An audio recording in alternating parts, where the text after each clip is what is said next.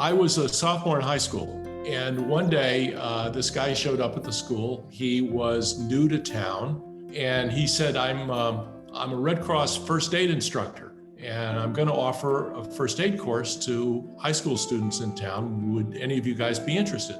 And it sort of sounded like fun. So we signed up for the course, and I think the real incentive was just a chance to meet kids from other high schools that we didn't necessarily go to school with, particularly, to be honest, girls. You know, we did all the basic first aid stuff, and then he moved us into advanced first aid, and we chugged through that. And at that point, this is like pre-mouth to mouth. So we were doing Holger Nielsen and Sylvester backlift methods of resuscitation. I mean, stuff today that, people would roll their eyes out, but that's what first aid was in the early 1960s. He said to a group of us, you have all this training, so I'm going to form for the local Red Cross chapter what he called a first aid detachment, which today we'd call like a FASB team, or first aid standby team.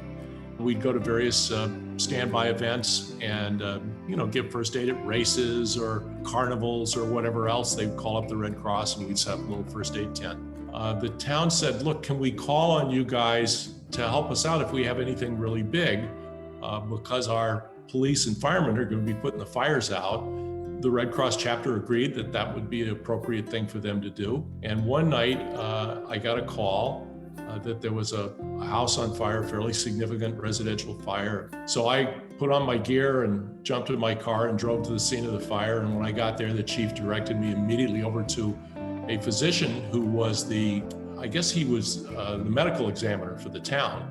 And he asked me to set up a triage center because there were a number of firemen that were going down as a result of injuries or smoke inhalation from this pretty good sized blaze.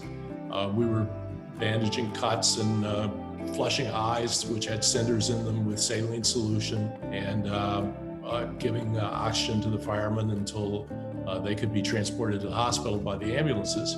This was the last week of my senior year in high school, and the high school had a tradition of celebrating the seniors with a senior faculty dinner, and I was blowing it off because I was at the fire scene. The head of the school called me into his office, and he said, "I'm very disappointed that you were notably absent at the faculty senior dinner."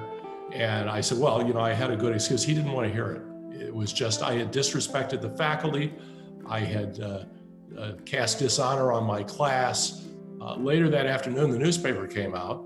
On the front page in the center of the paper was a picture of me administering oxygen to a fireman who was down at the scene. The next morning, I got summoned back to his office, and he issued an apology.